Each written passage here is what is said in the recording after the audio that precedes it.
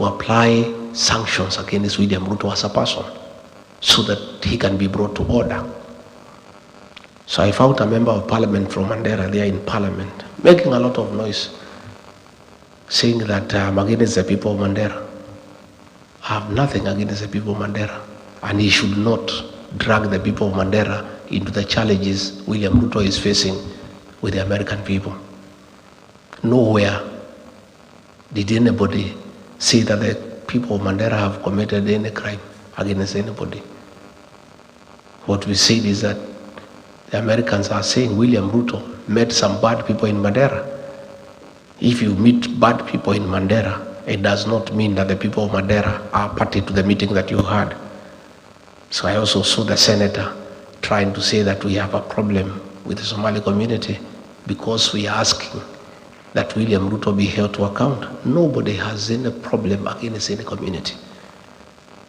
The Somalis are part of Kenya, and they are a very serious community that has done a lot in the transformation of our country and the economic development of our nation.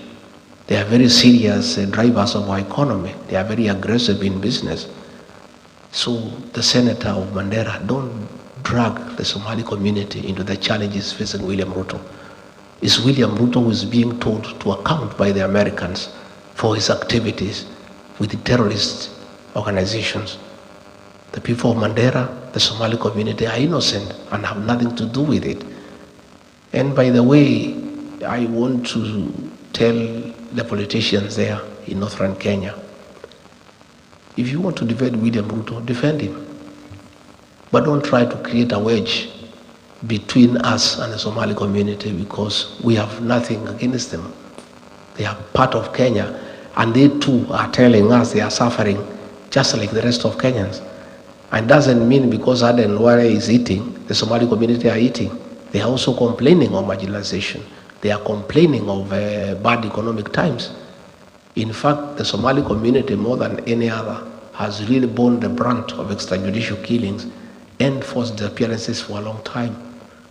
So let nobody try to create a wedge between those opposed to William Ruto and communities. Let William Ruto answer the Americans for what he has done and what he has not done. I saw the Minister for Interior saying that we should be asked to help in investigations in this matter. We cannot help in any investigations because the Kenya government has not initiated any investigations against William Ruto. The people who have initiated investigations is the American Senate.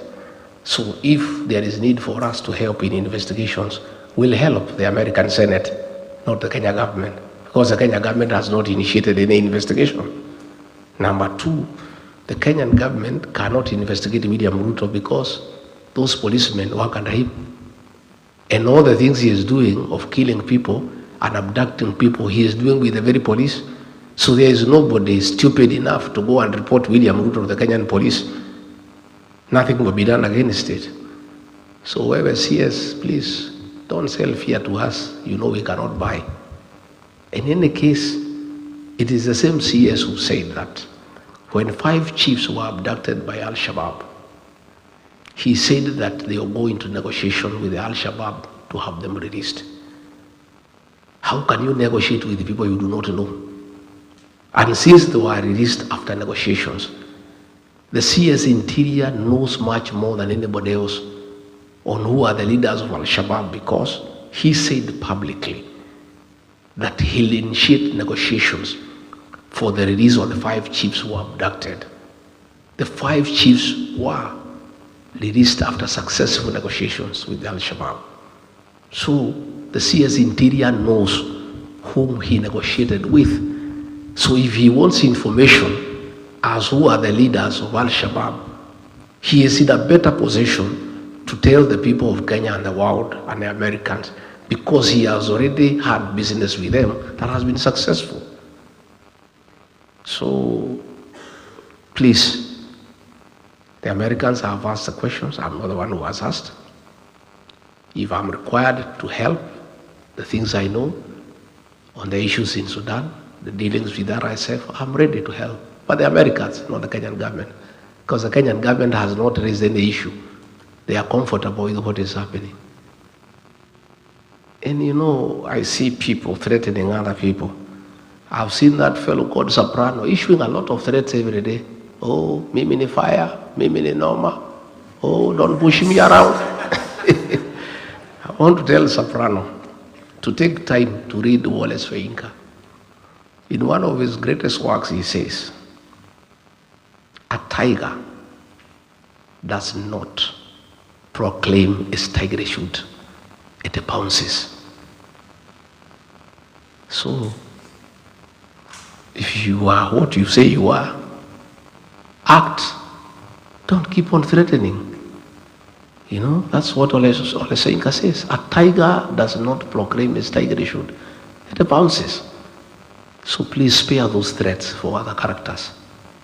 Ricky G is beyond threats, and you know it. And we must speak for the people of Kenya, because if we don't do it, there will be no country. You have compromised Raila Odinga, you have bought parliament, you have bought Senate. If you succeed in silencing us to talk for the people of Kenya, who will speak for the people of Kenya? I cannot be intimidated. The Gen Zs cannot be intimidated. We'll continue to speak for the people of Kenya for as long as it takes, until we are able to remove this government from power and get another government that is responsive to the needs of the people of Kenya, that respects human rights, that has good governance, that is accountable and transparent, and a government that is prepared to be held to account by the people of Kenya. And in the parting shot, I want to ask the UN Security Council to take note that Kenya is an anchor state that has played a very significant role in the Horn of Africa and ensuring there is peace and stability. And the American government has worked very closely with Kenya in supporting anti-terrorism activities with finance and intelligence. We want Kenya to remain there. We want Kenya to continue playing a very important role in stabilizing the Horn of Africa and the region. And the problem is not Kenya. The problem is the leadership. So the UN Security Council, the United States, they need to deal with William Ruto so that Kenya is preserved to continue playing that important role as an anchor state to ensure there is peace and stability in the region.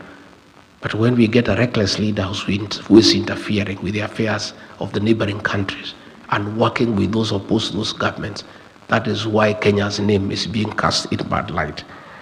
So, mimi nimeshukuru sana. I have said many things, and nataka mniulize maswali ndio niweze kujibu.